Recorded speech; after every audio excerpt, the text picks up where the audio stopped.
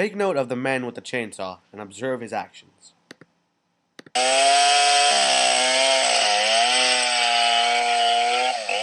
Just a few hours north of his village, you can see what John's worried about. I stand horrified! In that video, you just witnessed the horrors of the ecosystem issue of deforestation. Two big questions that remain so far with deforestation. Number one, where is it happening? And number two, where does it happen the most? Now, in terms of where does it happen, here's the big issue with this. You can't really pinpoint it to a single area, as deforestation is everywhere. Everywhere in the world, there is some form of deforestation being committed on the ecosystem in any country. However, while every country may be responsible in some way, shape, or form for deforestation, 60% of deforestation arrives from Brazil, Canada, the United States of America, Indonesia, China, Russia, and the Democratic Republic of the Congo. These countries are primarily responsible for deforestation. Now, in addition, the Amazon rainforest is the world's biggest deforestation area. Since the year 1970, the rainforest has lost 15% of its almost 2.5 million miles squared of area of forest. The next big question, the next major question that must be asked is, who specifically is responsible for the deforestation crisis? Now, first thing is first, humans are primarily responsible for deforestation. All deforestation is generally based around some intent or purpose on a humanistic level. Now, there are four specific causes for human involvement in deforestation. A is to clear space for crop and livestock. B, to extract wood for other use. C, agricultural growth necessity. And this is actually considered to be the biggest factor, as people require this for sustenance and growth as human beings.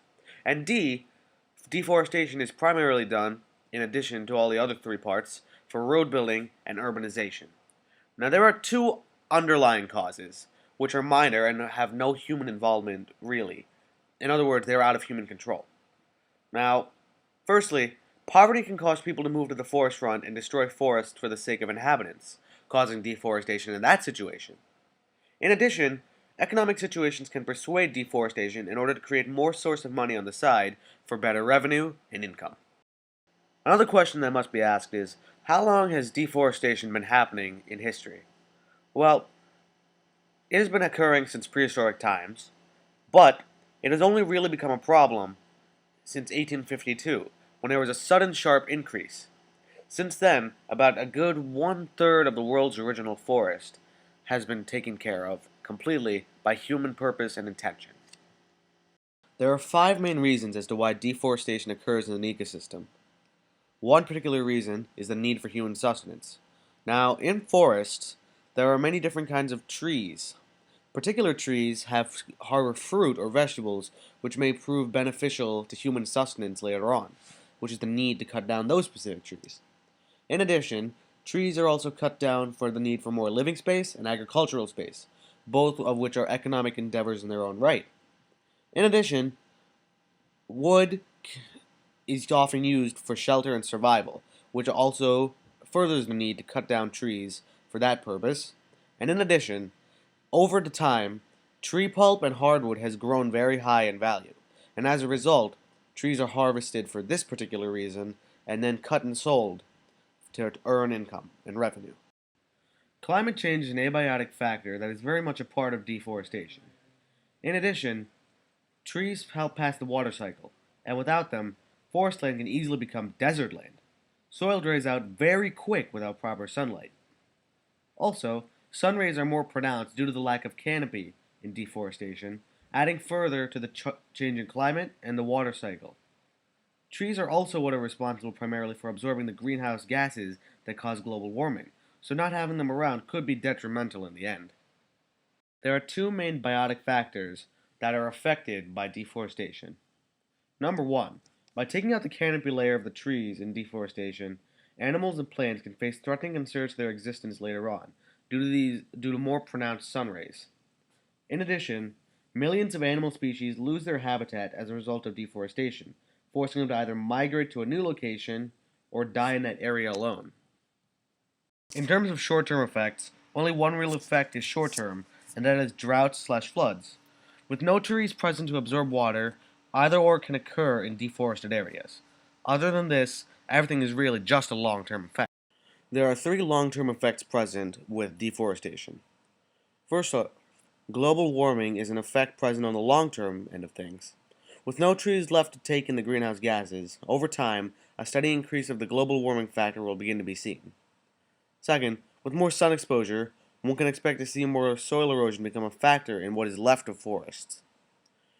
The last real major factor is the extinction of the many million animal species that take refuge within forests. They are forced to either move to a new location or die out. Over the past 2 decades, so many species have been wiped out by deforestation, and this will only increase over time unless the problem is handled as such. There are already different methods being employed to handle deforestation. One happens to be sustainable forestry, in which more trees are planted to replace trees that were lost due to deforestation. In addition, there is also erosion control.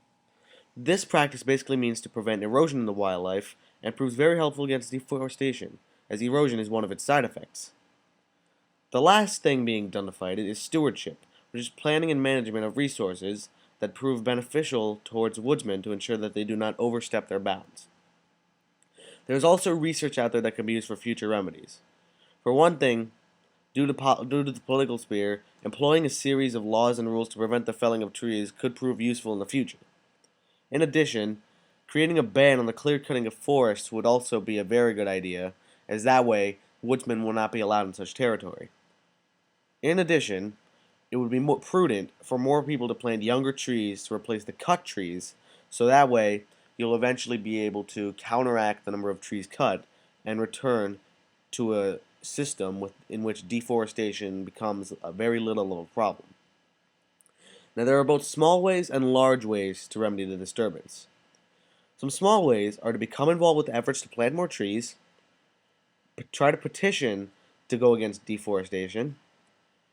In addition, you can buy products from the store that are insured to not be under the Deforestation Act, and also you can protest against the issue.